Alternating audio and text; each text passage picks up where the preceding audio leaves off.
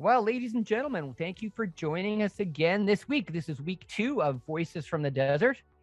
Josh Hoffert of Wind Ministries and Streams, and Murray Duick of Samuel's Mantle. And we have, well, like to hang out just because we like to hang out, but we also have a mutual love of the Desert Fathers for our own reasons, because of our own journeys. And That's last right. week, we got to hear mine, Murray Duick's, introductory, getting his toes in the water, and today we thought, Josh and I thought we would do his.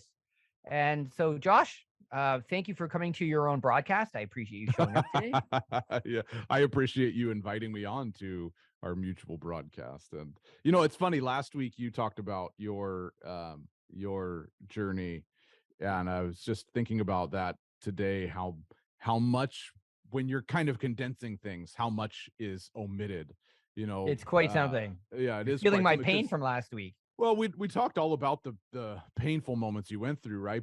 But there were, and we're not going to get into this because this will be for future episodes. But Yeah, yeah. I mean, I remember you told me years ago you have this dream where you hear the word Theotokos, Yes, and we didn't even talk it's about that. it sets you on this spiral of journeying and don't even know what that term means, all this stuff, right? And They did. Yes, that's yeah, right. so my point is that even though we got a snapshot into Murray's journey, there's always more, right? There's always more God's Yeah. doing under the surface, and which is one of the things that lends us to this mutual love of, and it's the Desert Fathers, but it's even broader than that too, because the Desert Fathers is a It's specific like a period of, chunk of history. it's a chunk of history from essentially the 3rd century to the 6th century, and the kind of the flourishing of Christian monasticism, and the only reason it quote unquote ends at the 6th century is because due to barbarian raids and turmoil and things like that, in terms of theological turmoil and regional turmoil, that kind of stuff, that the monastic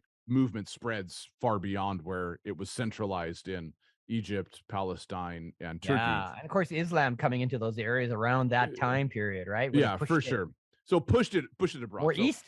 we Yeah. say 3rd to the More 6th west. century, but realistically, it's kind of the catalyst for starting any significant form anyway of Christian monasticism. Because you can go back to the Jewish Essenes and John the Baptist, right, and That's Jesus right. being in the wilderness, that kind of stuff. So we Murray and I really have this mutual fondness for the well, I like to say the contemplative expression in Mm. Christianity, or the mystical theology guys, um and because it's broader than the Desert Fathers, right? We were just talking about reading the Greek Orthodox or Eastern Orthodox Archimandrite Zacharias. Yes. I Before think we came on. yeah, before we came on. So we've kind of started And from both of us this. have a favorite book. One of them called The Way of the Spirit by Archimandrite Emilianos, Yeah, which Emilianos is of Semenopetra. which I'm at some point going to need to see if I can get a hard copy of that book just to keep it from being dog-eared to death. Yeah, you recommended it to me actually, and I Yeah. poured through that. As a really good one. And but just like we were saying last week, that the journey of going from um anything but traditional evangelical theology Yeah. is kind of to be shunned, to developing a fondness for a broader approach to um theological writers and spiritual writers in the Christian tradition. Yeah, and I think, It's quite the journey. and for those of you that are on it, I'm sure that, there's probably a reason why you're listening, because I remember growing up in my Mennonite church, and things have changed there. There's a Mennonite contemplative center in Abbotsford now called the Mark Center. So come a long ways, but I remember people say, leaders and pastors saying in the church, never quiet your mind because the devil will get in. Sure. And you're taught these things, how to be afraid, and then as you move along, and you realize, church is really not a work based system. It's a relational based system. And where does this relationship begin? Well, it's in your heart. And once you figure that out, you realize how busy your brain is doing all the time. You go, well, how in the world do I get in there? And then you realize there's this plethora of people in Christianity who have been doing this for thousands of years. And Yeah. it really kickstarts your journey. So for those of you joining us, hopefully this will help you. Um, walk that a little bit, find some resources, and that you'll hear like Josh's story today and go, oh, that really resonates with where I'm at now or what I went through. Because when people take Samuel's mantle in that expression of what I do, in the first 5 or 6 classes, I can't tell you how many people come up to me and say, "You mean I'm not crazy?" I'm like, "No," because no one's ever told them that spiritual sensitivity is a gift. They've just thought they had emotions they need to suppress, and it's funny when our church cultures don't tell us things. It doesn't mean God isn't doing it. So Yeah. hopefully today, as you listen and you hear Josh's story, you'll go, "Oh my goodness, you mean I'm not the only one that goes through things like this and journeys like this?" And so we're hoping this will be an encouragement to you again, both Josh and I do prophetic schools and teach people out how to hear, but this has become more of our, what would you say, kind of our ethos in the background, more and Yeah, more. I agree totally. I've been thinking lately how the starting point for most of our training is hearing the voice of God. And I'm not saying that I have a problem with that. It's just this has just been a thought process, right? The starting point for our training is hearing the voice of God. And so we spend all this time and effort trying to convince people that God's speaking to them and how to hear Yeah. God, and that this is what it sounds like. And we look at scripture and how different ways he spoke in scripture, and then history and different ways that we hear today. And we got all this stuff laid out. And it's like, eventually we hope that they figure out how to quiet their heart enough to hear the voice of God. Yeah, Right? exactly. But we start from this place of teaching you that he speaks, rather than teaching you how to listen, teaching you how to find that place of quiet and peace before the Lord, where he can actually whisper. Get And a word in otherwise, yeah, yeah, edgewise, as they say. yeah. One of the, I think it's Abba Pullman, one of the Desert Fathers, talks about how the heart is a waxen tablet, and Oh, you need to smooth it out so that it can receive the impress of the divine, the divine imprint or something like that. I'm kind of yeah. butchering how he said it, um, but how do we actually get to that place of quieting all that inner turmoil and inner noise? And that's partly been the journey for me. I mean, that's the journey of humanity, is discovering how to actually quiet all those inner thoughts.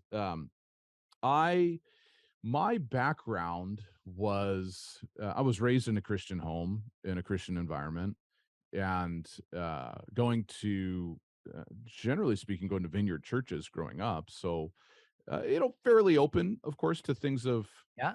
spiritual gifts and prophecy and signs and wonders. Now, with that said, in at the time I was growing up in that, it was again, maybe it's in the region I was in too, that it was less about how everyone can participate, and more about how there were some big names that participated.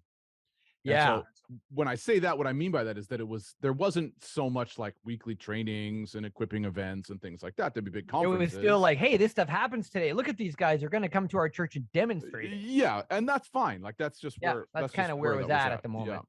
So my family left the vineyard church we were going to when I was about 12 years old, 12 or 13, and we went to a church that was a small church in our area. I grew up in central coast of California, and in a city called Atascadero. Most people can't Oh, pronounce that when you just see it read off. Atascadero. I have been there. Atascadero. You have been there.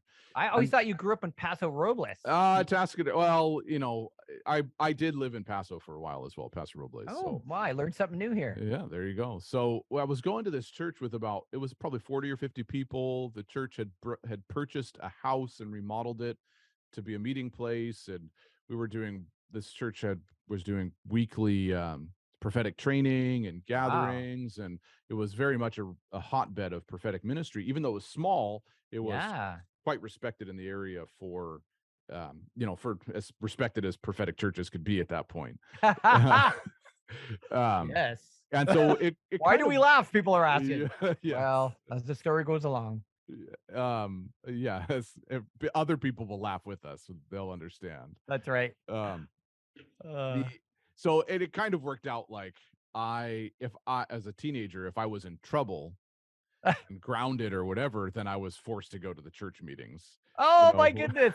which because if I'm Somehow grounded, my that seems backwards, doesn't it? Like, if you're doing well, you're allowed to go to the church meetings. If you're bad, you're yes. not allowed to go. You're getting the opposite. That seems weird, but Yeah, well, it was if my parents were going to go, then they weren't going to leave me alone because I was in trouble, and ah, so got it. There so you I have go. this distinct memory of being in some of these with weekly prophetic training nights and being a quote unquote being the troubled teenager in the room, right? At one Wow. point At when I was 12.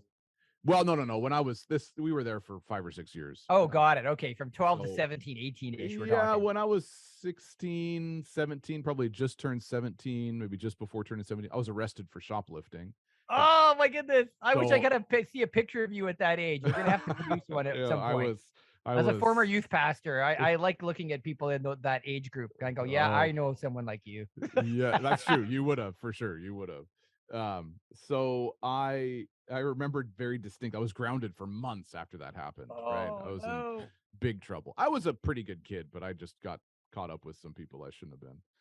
So I was because I was grounded. My parents, I had broken all manners of trust. Right, my Yes. parents, I was dragged to the prophetic meetings, and so here's the troubled teenage kid, and everybody's got a word for me. Right, Oh it was no. so I very distinctly remember that. But and it was it was being singled out, but also it was appropriate and it was good. It wasn't like manipulative. It wasn't manipulative or anything. I don't mean that.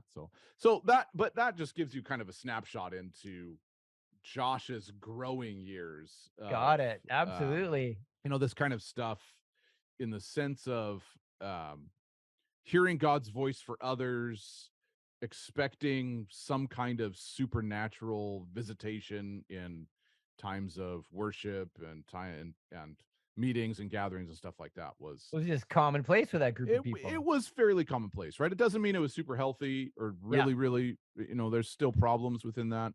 That church ended up falling apart because of Ah, issues between the pastor and his wife. Um, they ended up separated and divorced, and so I mean it's a sad story of yeah. what happened to the church, but in terms of an awareness of that type of environment, that was very formative for me.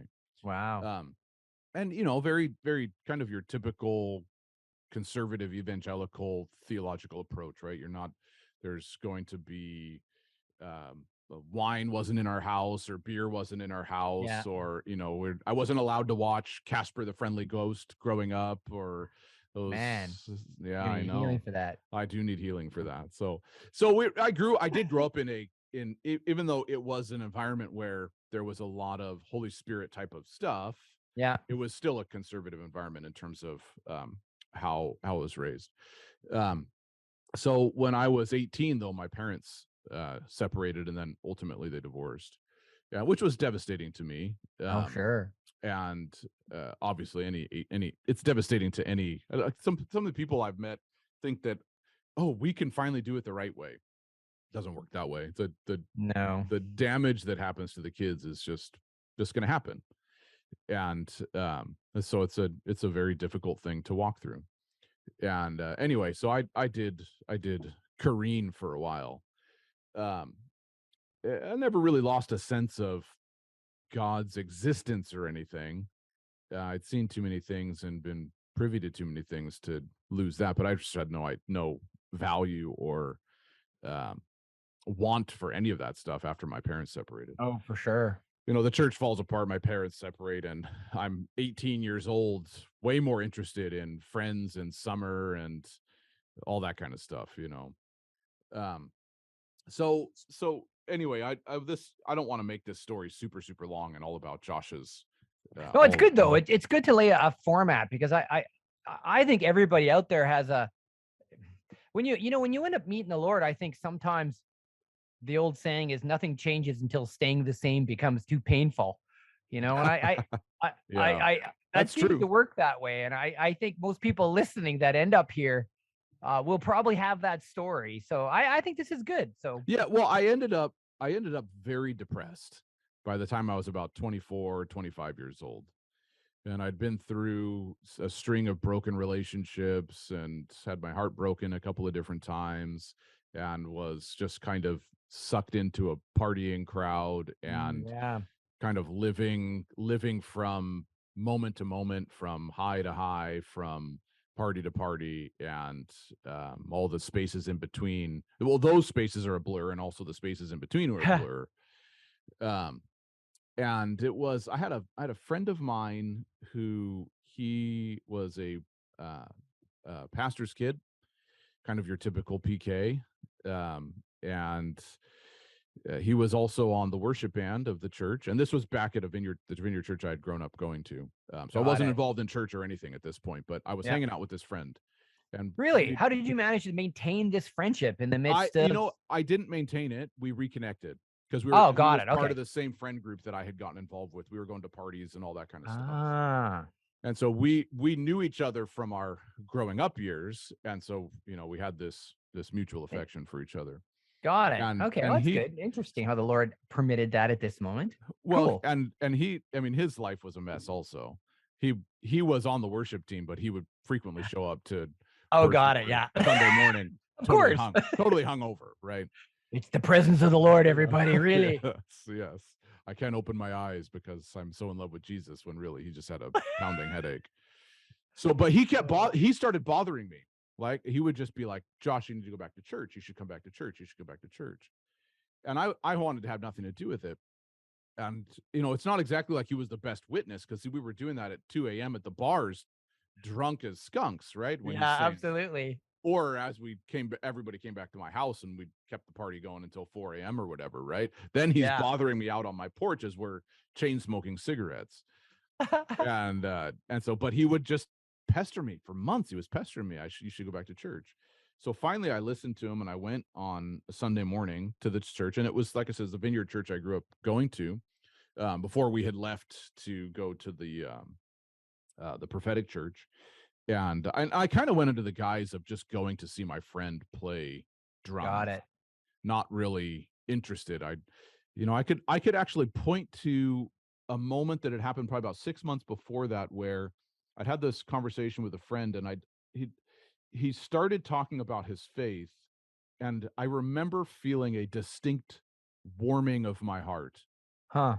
right? But then we Yeah. got into politics and we disagreed vehemently, and Oh, it just yeah. kind of I remember it so, like, I remember talking with him and going, I should probably go back to church. Like, Huh. but then we get into this political exchange, No, it and happens so I much today. lost the moment, right? But I can look back and think about that, and Mm. remember that. And so I didn't go because of the warming of my heart. I went because my friend bothered me so much. But there was definitely something. So, like you had said about things getting so painful, I was depressed. I'd gone through this breakup that was really hurtful, and I really had no prospects in terms of life. And I was just it was just a miserable time. And so I walk into the church, and am sitting there, actually standing in the back, totally disengaged from the moment. Music's going, all that kind of stuff. People recognized me because I'd grown up. My dad was going there. My dad had since remarried, and he was going there Uh, to that church. And I'm standing there, and I hear this voice speak directly to my heart. It wasn't audible, but it was arresting. So it's an inner voice, but it was arresting. It was like, who said that? But I knew it wasn't huh. external to me. Yeah. And the voice said, "You haven't been here in 7 years because you've been pissed off at your dad." That's the Wow. that's what Interesting. Yes. And I knew it was the Lord. Like, instantly knew it was the Lord, right? And it just and it dawned on me, like, I'm glossing over lots of details because Yeah, you guys don't for need all the sure. details, but I just looked at the decisions I'd made in my life, and the things that I'd been involved with, all that stuff. All of it was really geared towards hurting my father. Wow. And I didn't know what to do with that, but that I remember actually I called my dad after church that day, because still I worked for him actually at that point. I was doing some work for my father, real estate appraisals and such in the real estate industry. Um and so I called him and I said, "Dad, I think I've been really mad at you." And my dad goes, "Yeah, I know." And but that was pretty much the extent of the kind of emotional connection conversation I could have with my father at that point. Yeah. And so that kind of started me on warming me to this expression of maybe I'll start going back to church a little bit. And Well, that, it shows, just to interject a little bit, yeah, it shows at least a little bit of self-knowledge right off the bat to be able to hear such a, this is why, and and for you to pick it up that quickly. Oh, this is why my heart's like that. It's because of this. And to realize that it was not external things making your life like that. It was some internal things going on and you picked it up. That's pretty cool. I wouldn't say that I got the implications of it at all, Yeah, but for sure. I grasped the rudimentary understanding that I had been angry with my dad and I had done things to make him mad. I didn't think that was a problem. Okay. So let's get that right. I Yeah. didn't think that was a problem. You I should have felt, said back to the voice. yeah, So yeah. So yeah, I felt perfectly justified Hmm. in what I had done. Uh, but it got under, it to got under my skin, so to say, right? Yeah. And so I just couldn't kind of let go of that. And so that kind of started the whole journey of um and engaging a more intentional walk with Jesus. There's a lot of moments along the way. I'll tell just a couple different stories, Oh, that'd be kind of wonderful.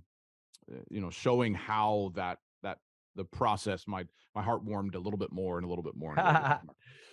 Frog I in the would, pot, my friend. I know that's right. Yeah. So within about 6 months, I'm kind of up and down, right? Like I'm still Are you hanging out still with going to these. church now? Have you Yeah, started? I've started to go, fairly consistently. If I'm not, I'm still doing the partying stuff, right? But Yeah, now for I'm sure. interested enough in the church stuff that I'll show up periodically, right? And so the pastor and a couple of the guys that were my age, there was six of us plus the pastor, five and the pastor, maybe it was six of us. Um, he invited us to start a Bible study with him. And so I thought, well, that's interesting. And just to the context of coming conservative and coming away from that church was, in the sense of how it that pastor was definitely not conservative in how he approached alcohol and things like that. So the way he invited us in was, um, each of you bring a 6-pack of beer. and and so that was six of us, so that means it was 2 beers apiece. That was below the legal limit. We thought, okay, so that's okay, we Yeah. could drive home and that's all right. And then he also had, he was a purveyor in fine cigars. Oh, wow. And so we would come and he'd sell us a cigar for $5 or something, these really good cigars. Wow. And so we'd sit down and where our homework was to study a chapter in a book that we were going through, right? A book of the Bible. And we generally stuck to the New Testament, I think, at that point, and to the epistles. Um, and so we would study beforehand. We'd study the chapter and come with some thoughts, drink a beer, smoke a cigar, talk about life, and Wow, talk frog about in the what the pot again. it was. And so I thought, as I'm doing the partying stuff with my friends, I thought, well, this is pretty cool. Like I can come hang out with these guys, have a beer, and smoke a cigar, and talk about God, and talk about life, and talk about the Bible, and so I really, I mean, that Bible study was life saving for me. Wow, that's wonderful. And it really was. So in the midst of all of that, I'm starting to really appreciate this group of guys. They're a little bit ahead of me, most of them. Like I said, there's six guys, including the pastor, and most of them are ahead of me in the sense of where they're at. And so they're pulling me along, and I'm seeing their example, and I'm going, I like these guys, I like where they're going. um, and I'm starting to like this Jesus fellow, Oh, very nice. and getting to know him in a more personal way. And so, in the midst of that, it's about 6 months into this whole thing, and I have two dreams that became catalysts. And in the first dream, I was, I'm about 25, so this is maybe 2004 or so, um, and 2005, 2004, 2005. So, in the first dream, I am standing in front of my dad, and he's on a porch, and he's preaching. and which wasn't necessarily abnormal. He preached at the church on occasion. But he's not preaching at me. He's just kind of saying things about how we should live our lives. And I got so angry in the dream. I was Mm, just so mad. Like that's all my dad always trying to tell me how to live my life, always tell me what to do, all that. yeah. And so I woke up at 3 a.m. just totally livid with my dad and how he just tries to control me and tell me what to do and all that. Um, and so I then go through the next day of work, all that stuff, and then go to bed the next night. And I have another dream the next night. So 2 nights in a row. And the second night, I have this dream where this demon is chasing me, and I'm running down corridors, and I can look behind me, and I can see the shadow of the demon coming around each corner Oh boy. as I Yeah. turn to the next corner, right? And so I'm terrified out of my mind trying to get away from this demon, knowing it wants to kill me, but I don't there's nowhere to go but just keep on running down the corridors. There's no deviation or path or anything, right? I'm just running, feeling totally this thing's going to get me, it's going to kill me, and I'm terrified out of my mind. And I wake up again, it was 3 a.m. and I Mm, was just absolutely terrified that that there was a I was sure convinced that there was a some spiritual entity hovering over me that was going to stab me with a knife right then. It was so palpable and tangible, wow. right? And so, eventually you're as any materialist would say, it's not real, right? You convince yourself that Wait there's till the no sun comes up and then turn on the radio and pretend it yeah, never that's happened. right. Pretend it never happened. That's right. So eventually I was able to calm myself down and but those two dreams, like they just haunted me because Wow. I knew they were connected, right? I had these hyper emotional responses in both of them, anger and fear. Wow. That's good that you And managed to put that together so quickly. Because you're right. I mean, on a casual view, you wouldn't see it, but on an emotional level, yeah, that's pretty neat. well, I spent weeks thinking. I remember like um talking to all my Bible study friends and going, "What do these dreams mean? I know they mean something. There's something here, right?" I knew it. I knew it in my bones that they meant something, but nobody really had an answer for me, or at least I didn't listen to the Yeah. answers they gave, right? That's very probably much more likely that I just listened. Yeah, but Oh, I humanity. remember just being so at my wits' end with the struggles I had with my dad, the anger that I was holding on to, these two dreams, and I'm kind of like I'm going to church and I'm appreciating the relationship I have with these guys, but then Saturday night comes around and I'm just like like messing my whole life up, and so I'm really struggling at this point and just looking for someone to talk to about the stuff I'm struggling with. And family history things are coming in and my parents' Oh boy. divorce and all that. And I remember one day I'm just like this inner pressure has just so built to a boiling point that and I've got nobody to talk about it because like I called one friend up who I thought I could talk with him about it and he was walking into his university class and so he's like, "Hey, I'll call you back in a couple hours. I can't talk right now. I'm going in here. I'm it's like I really need to talk to someone." Yeah. And so in the midst of all this, and I'm really wrestling with it, it dawns on me that the whole reason in dream number 2 that I had no one to turn to was because in dream number 2, I was so mad at the one person I would normally ask for help. And like dream Yeah. I'm so because I felt like there was no one to turn to in dream number 2. And and so it all of a sudden it's like it becomes crystal clear that the anger I held towards my dad meant that I would never get out of this um The uh corridors. the corridors, yes. Because I could never because I had anger towards my dad, I could never find spiritual help. And so because I had anger Yeah. towards my dad, I had anger towards the heavenly father. And so I could see how that transcended. It was just a moment of clarity for me. And so I couldn't find anybody to talk to. And so I ended up calling my dad and talking to him about it. And I Wow. ended up repenting to my dad. I said, "Dad, I'm so sorry I've made you out to be a monster in my mind. You're not the person that I think you are. And I want to get to know you for who you truly are, not who I've made you out to be." And, we had this great conversation and Do he you think your dad was apologized. surprised, or was he thinking this day would come, or No, I think he was probably surprised, a bit surprised and a bit not surprised. I mean, he could see yeah. the arc of my life at that point. I was working with him every day. Ah, got Um, it. So, and I don't know that he expected it then, but it did happen.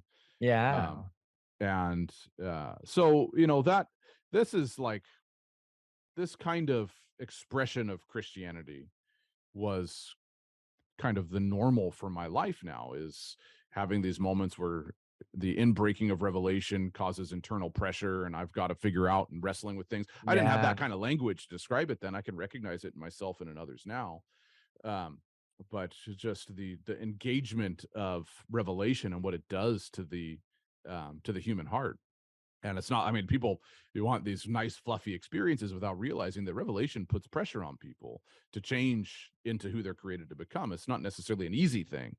And Absolutely. And it's so good to hear it because I'm, of course, from last week, I'm so relating, like, oh, absolutely, and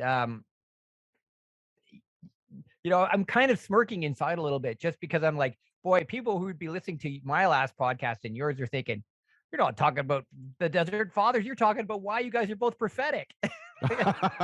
well, and that's and that, But but this is where it comes. That's where it comes to is I remember in the midst of all of that, I decided to read my Bible, right? Like I had never, yeah. I'd been in church, right? But I'd never read the Bible from cover to cover. So I thought I'm going to do that, right?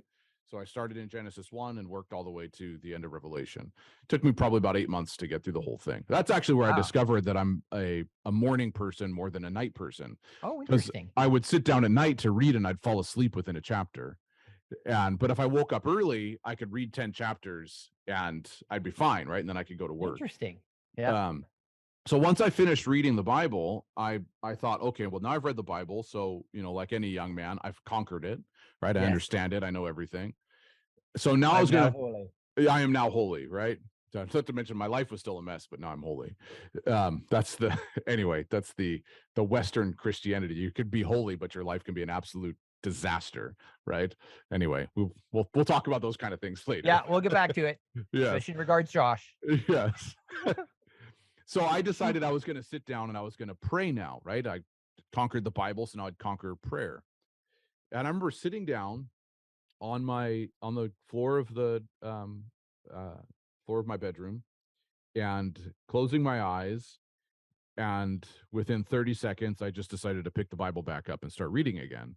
Because it was just nothing happened, right? Like, I don't know how to do this. So I thought, I'll just read the Bible again. So I read the New Testament. I just started from John 1 and thought, Matthew 1, and just I'll read through the whole New Testament. Because I just had no concept for what it meant to what prayer even meant at all. And Yeah. in a way, I've lamented um, coming into contact with the historical church and the liturgical structure of the Anglican Church, of the Orthodox Church, of the Catholic Church, and seeing how laced with prayer the actual service is. And not that that means that you learn how to pray, because there's lots of people that would be in the Anglican, Orthodox, or Catholic Church that would have the same problem sitting down to pray, as I don't Yeah. know what to do. But at the very least, I've thought about this. At the very least, you'd have a prayer to say, right? Yes, that's You have right. something to fall back on. Prayer No, but shapes you. They have yeah, books that shape you, which is the whole point, and right? and I had this idea of prayer that prayer had to be spontaneous. It could only happen in hyper emotional circumstances. Worship had to be, worship in the sense of the music, because we'll have some of our liturgical friends will go, well, worship is the whole thing. So why do you call worship this the music? Yeah. There's all that stuff. So, Yeah. it has to be at the height of emotional experience is what prayer is all about. And so I just didn't understand at all. Right. So I gave up within 30 seconds. And it wasn't until I went to my life still was a bit of a gong show, more than a bit of a gong show, because I'm still getting involved with this church more. I'm being asked to do things in terms of leadership, um, and helping in various different capacities. But at the same time, I got this other group of friends that I'm hiding my Ah. Christian life from, right? And so I've got this tension that's building up more and more and more. Um, and it kind of comes to a head in near the end of 2006 into 2007. And I end up going to a conference, and I wasn't one to be like a conference attendee person. Um, Although I'm not saying I wouldn't go, but I wasn't like let's go to there's conference junkie people, right? Yeah, yeah. I wasn't one of those people, but there was this conference where this guy named John Paul Jackson was going to be speaking. That guy. And that guy, and I had our church had hosted some of his courses. I'd listened to some of his teachings before. My dad, I knew he was part of the Vineyard from years past, and there was a guy named Larry Randolph that was speaking, Mhm. and then also a guy named Bob Jones that was Oh, speaking. wow. And it was at Bethel Church in Reading.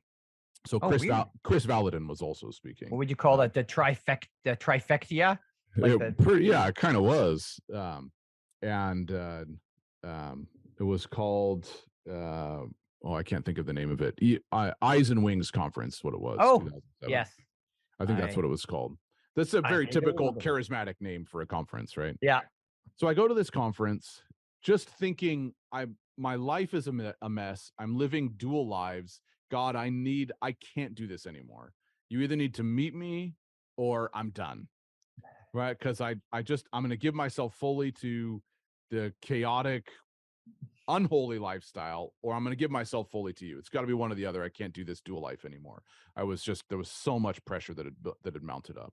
So, and it was my dad. It was at my dad's behest, actually. He said, "You should go to this conference. You like John Paul's stuff. He's going to be speaking there." It was a 7-hour drive to get there, and so he's like, "Just go by yourself. It's your spiritual trek." And Wow. he paid for the registration. So I thought, okay, I'll do that. That was a big deal for me to make that drive when I was, like I said, about 25 or so, 26 maybe. And it's a big deal to make that drive. So I can resolutely say I met God there. Wow. And I remember from the first meeting I walked into, I was just weeping and weeping and weeping. And I remember at one point, just feeling so I was like literally I felt like I was on fire at times. Like I was my temperature was I was sweating in some meetings. I would just be sweating Yes. and sweating and sweating. I couldn't figure out why. And then at one point I was waiting in line for one of the sessions and I just had my Bible and I was reading it and I come across a verse in Proverbs which talks about burning out the dross in your Oh, life. wow. And I was like, Yeah. that's what's happening to me. The dross is being burned. It makes sense, right? Like for some Yeah. reason I'm literally on fire and everything changed that weekend. Everything changed that weekend. And and that's one of the reasons I have like I may not agree with every theological position of a church or every the orthopraxy of a church or whatever, right? Yes. Like, or the ecclesiology of a church. I can disagree with all those things, right? And I can disagree vehemently with them. But I can tell you something that and I can look at Bethel and there's certain things I can appreciate and certain things that I just go, really? But I have such a respect for the fact that God met me there. Yeah. Like you can disagree with whatever you want when it comes to that, but I can tell you for sure, my life has never been the same because of what happened to me at that place. Incredible. And I would not be I wouldn't have the family I have today. I wouldn't have the kids I have today. I wouldn't have the Wow. opportunity to influence people to love Jesus more today if it wasn't for that place. And I had thought about going there as a school of ministry, actually.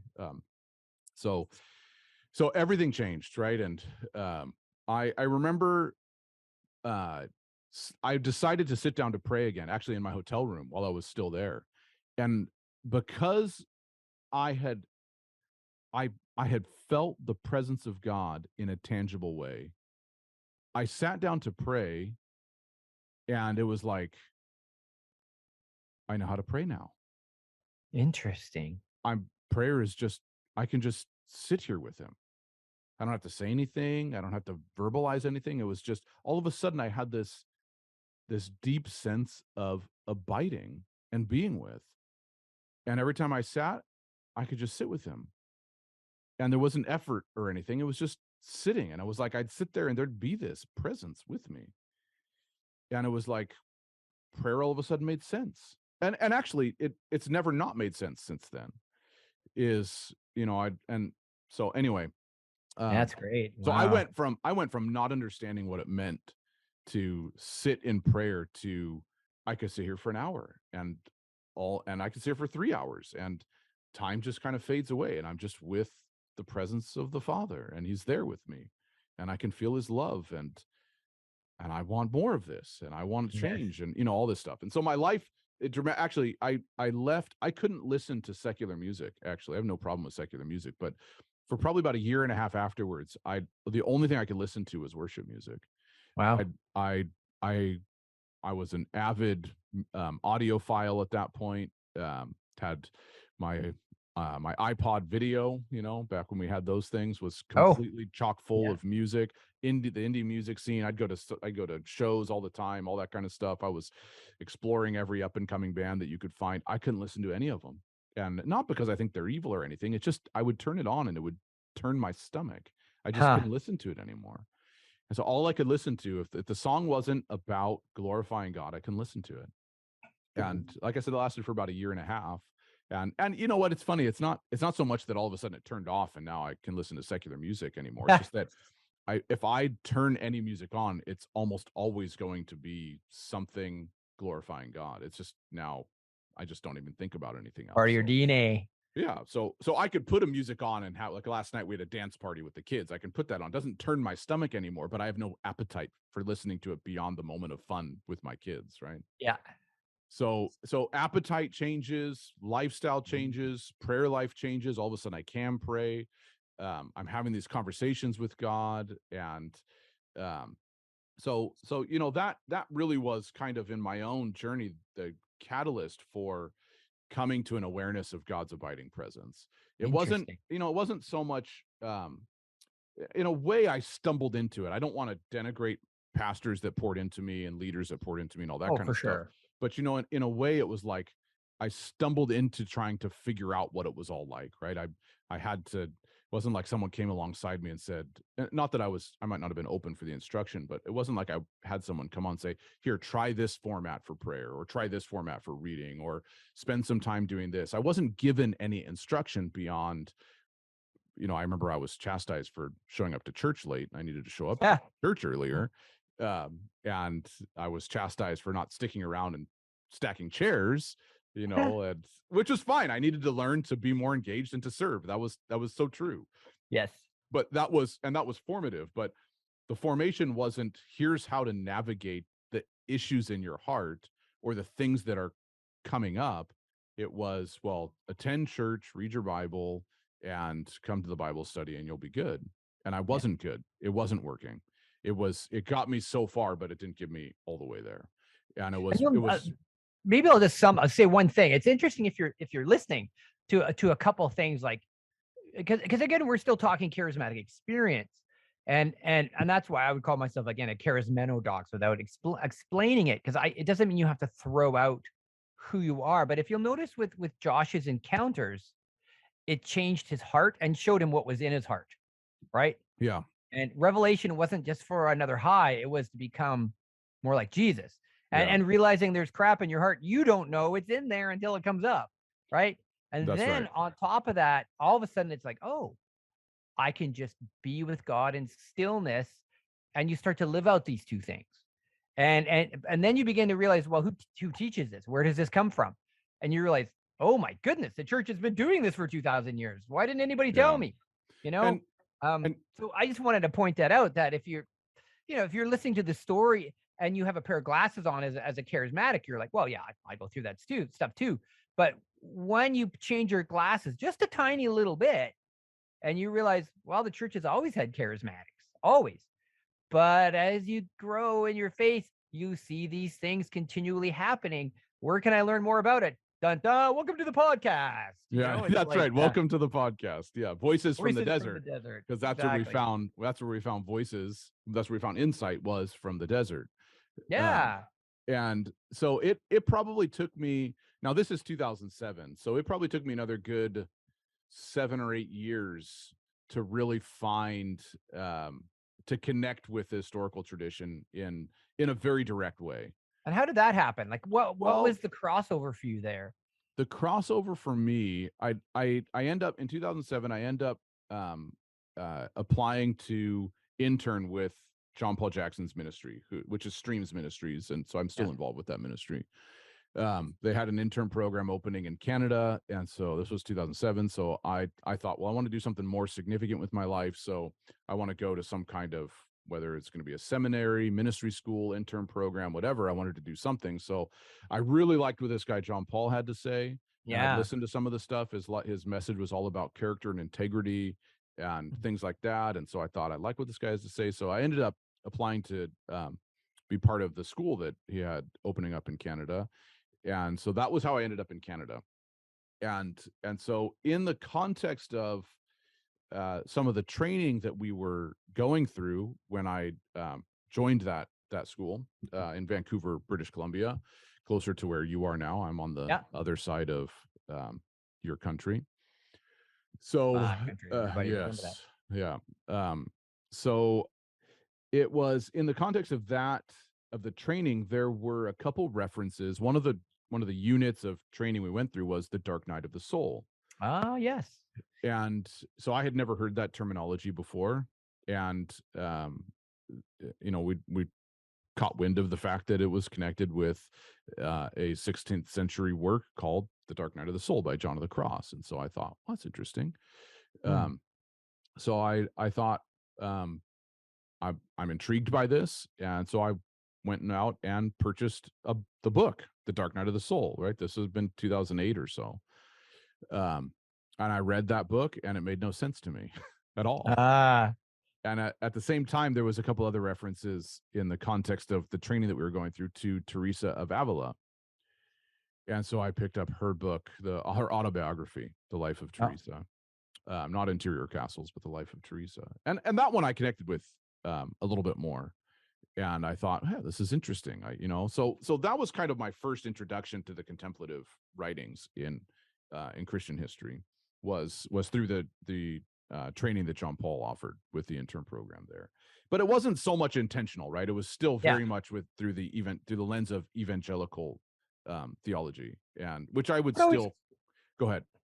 well, what always caught me about that when I first stumbled into these guys, one of the things that really caught me was like, wow, they believe in hearing God and having encounters too. Yeah, for sure. You- That was definitely something Like, that yeah, stood when out. you read Yeah. Teresa, like I still remember she's going to you'll know the story better than me. She's going to some conference or some convent, and she gets thrown off her horse, and what does she break her leg? And she goes, "Help, God!" And God goes, "I treat all my friends this way." And Teresa says, "No wonder you have so few friends." You know?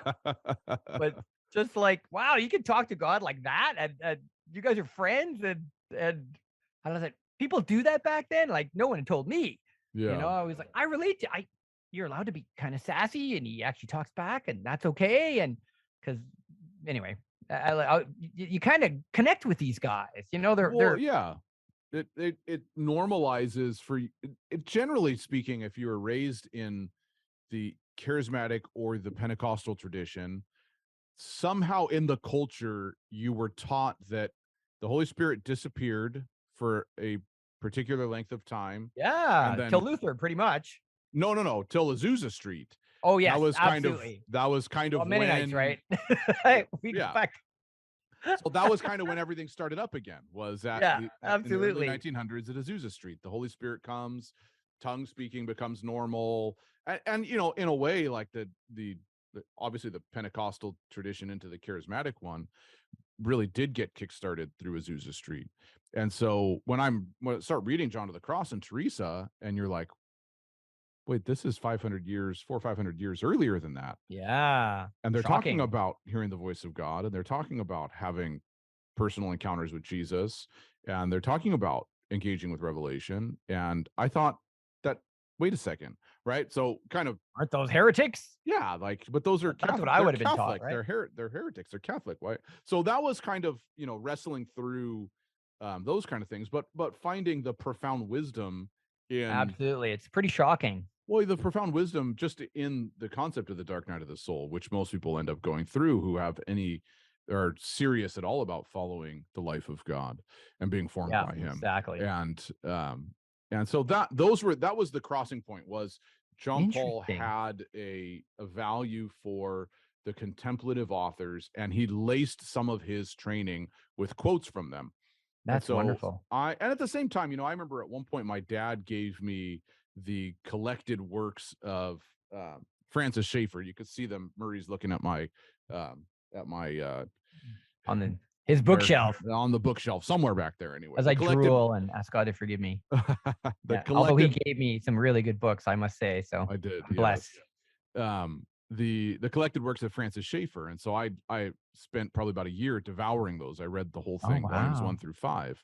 And so it wasn't so much that I was just mired in, well, let's read all the Catholic authors. It was there was definitely a balance there. And I Wow. picked up some stuff by Andrew Murray at that point, and I had mentioned to you before we started recording how I had read some Watchman Nee stuff, and so I was kind of broadening the reach of what I had been engaging with theologically beforehand. Yeah. I was reading world history things at that point. I'd got a hold of the Will Durant's series called "The Story of Civilization."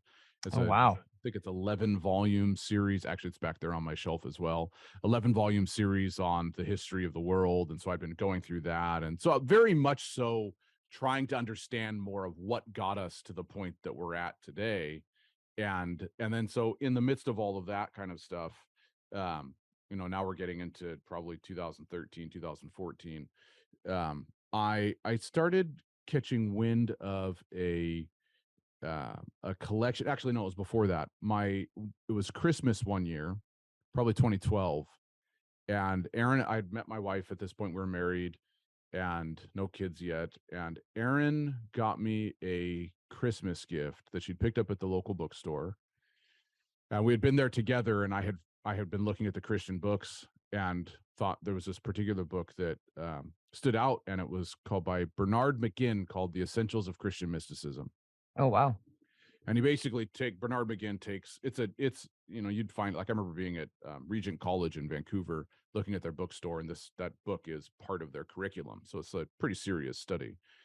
But essentially, Bernard McGinn takes the main heavyweights in the mystical literature of Christianity and separates them out by topic, and then kind of presents an overview of what the mystical authors talked about in this sense.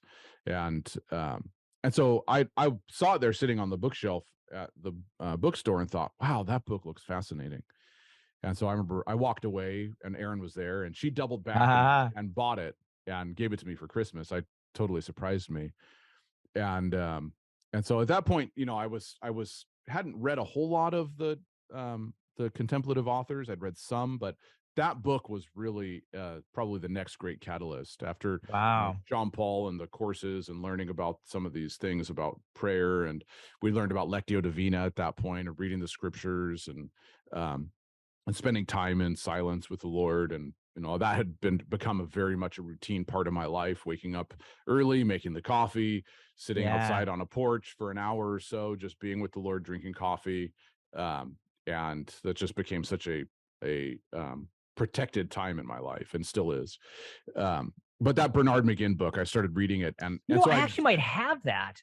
it's a great one. Yeah, I have to go dig it up because that's inspiring. So, I read through it, and I'd find there'd be these short excerpts, right? And I'd go, that's fascinating. I want to know more. And so I started a list of all the authors I wanted to check out as I was going through the book. So I had this lengthy list now of Dame Gertrude Moore oh, and wow. Madame Guyon, the Francis Fenelons, and then Bernard of Clairvaux, and some of these guys. They'd write on the love of God, and I'd just go, that is amazing.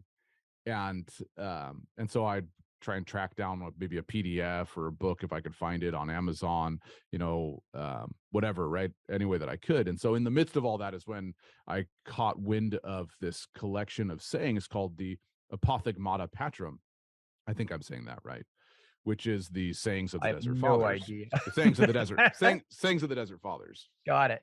And so I ended up picking up a copy of the sayings of the Desert Fathers, and that's really where Ah, I the got it. the serious studies started. So the sayings of the Desert Fathers, um, I think probably one of the first sayings that I'd ever heard was from Macarius the Great, and I'm just trying to see if I can find it here in front of me, because I read this saying in another collection of works, and it was like, that is absolutely incredible. and I can't find it in front of me, but it's essentially says something to this degree, to like this. Saint Macarius the Great, Abba Macarius, if you're going to refer to him as the Father Macarius. Yeah. Um, he said, within the heart, Oh, yes. within the heart are dragons and lions. There are all things there. They're the holy apostles. They're the Heaven heavenly itself. cities. Yeah. Yes, all All things things are are found in the there. heart. And I read that and I just went, that is exactly what my life has felt like. That in the heart are these dragons and lions that I've wrestled with, but also in the heart is the presence of Jesus. Yeah. And I just went, I mean, I so connected with what he said, right? That Me too. That's one of the big things that drew me in was that statement. Yeah, that was, because you're beginning to realize what is all going on in there, yeah, like, and the Lord cares about this. Isn't it all about like saving people and building things and doing stuff? And it's like, and after a while you realize, wow, the Lord kind of cares what's going on there, and things are stirring me up. And oh, this Macarius guy, what is he saying? Like, oh no, it fits. So yeah, wow, yeah, brilliant. yeah.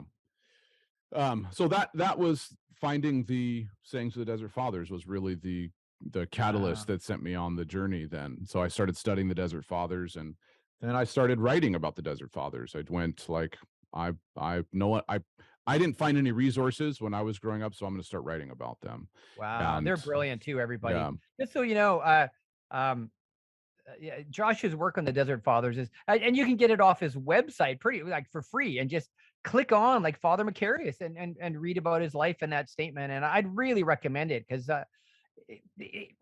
you'll notice an interesting thing, and I'll just make this point that when you read these sayings by these guys, and some of them are very short, something inside of you just leaps, and it's a spirit, and you begin to realize, wow, a prayer is so powerful because these guys are not, they're spending their lives 20, 30, 40 years in prayer because prayer is so important.